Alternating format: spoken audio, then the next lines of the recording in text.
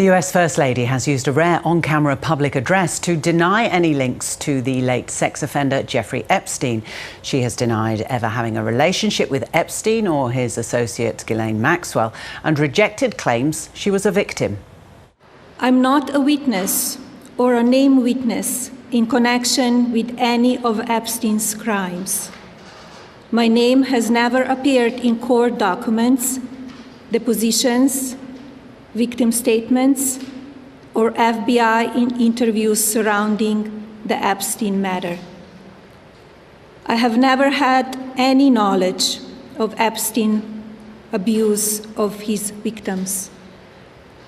I was never involved in any capacity.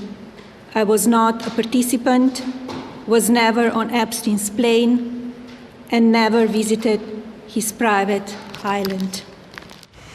It's unclear what prompted Mrs. Trump's sudden address. Epstein has been a political problem for the US President Donald Trump after his administration backed away from releasing all records related to his former friend.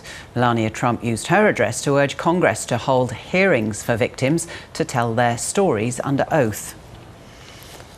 Now is the time for Congress to act. Epstein was not alone.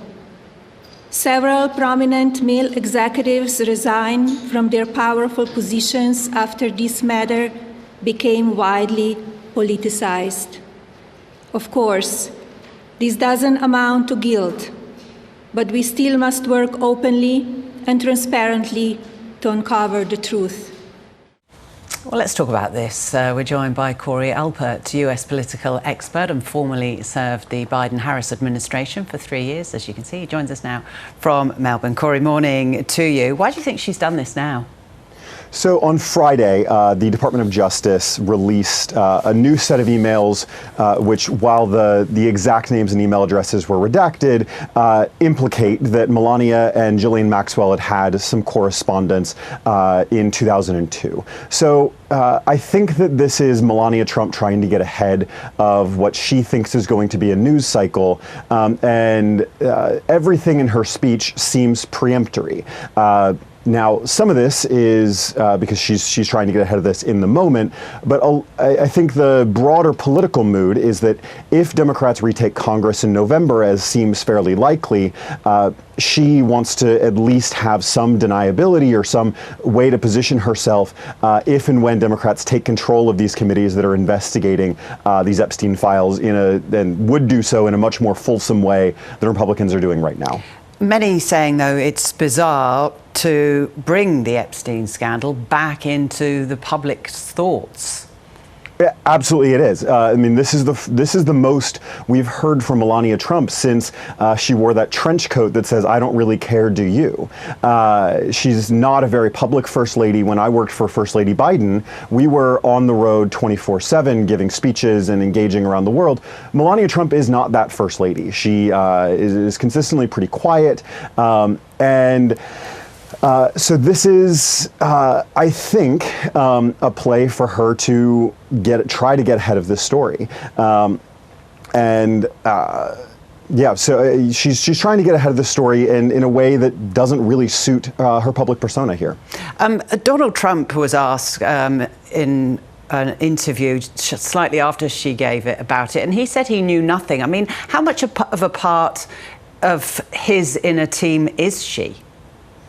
That's a great question. I think we always we want to assume that she's not a part of the worst excesses of this administration, but she was the person that convinced Donald Trump to run in 2016. She's been there in lockstep for every part of the administration's worst excesses. So we have to at least understand that she's somewhat in that inner circle, but traditionally the First Lady's office sits in the East Wing. We call it the East Wing. The East Wing physically no longer exists. Many of the people who staff the First Lady now sit alongside the president's staff. So we have to imagine that Donald Trump was at least aware that she was going to give a talk from the same room where Donald Trump announced the war on Iran just a few weeks ago. To give a speech in front of the press in the White House is something that a president has to be aware of, or at the very least, a president's senior team needs to be aware of. And if a president's senior team is aware that the First Lady is going to give a speech on the most hot domestic political issue in the United States in the White House, it'd be very difficult to imagine that a president is not at least passingly made aware. Whether Donald Trump paid attention or not to that briefing is a different question. Okay, I would expect that the Democrats will jump on this. Some have already called for a hearing to take place for survivors. What's being said? So the Democratic ranking member, so the highest ranking Democrat on the Oversight Committee that's conducting these investigations, has already called for these hearings, as well as now, just before coming on air, several other Democratic members are coming on. But the Republicans now face a really tricky political question of, do they present themselves as trying to find accountability for the folks implicated in these files, or do they risk reminding the American public of their party's involvement? You saw the Republicans just a few weeks ago try to drag the Clintons, former President Bill Clinton and Secretary of State Hillary Clinton, into this scandal through one of these hearings that had no real domestic effect. So I think what the Republicans are trying to do right now is balance that as they head into this midterm cycle where voters are starting to pay attention, and the Republicans very much could risk simply reminding voters of how closely implicated the Trumps are in any of this, as Donald Trump positions this midterm election to be a referendum on his leadership. Cory, I wonder if it might backfire in some ways, Melania, making this statement. I've just actually seen a statement from survivors of Epstein and Maxwell. They've written a statement and given it to the BBC. They say that her statement is a deflection of responsibility, not justice, that she is shifting the burden onto survivors under politicised conditions that protect people in power. Might it backfire for her? Well, I agree with that statement. I think that that is the game that the Trumps, broadly as a family, are trying to play, to say that they weren't involved and don't believe your lying eyes with the photos in front of you and the videos and all the evidence that's been presented. So absolutely this could backfire, but I think what we've seen, at least domestically in the United States, is that most American voters have made up their mind about how they feel about this scandal.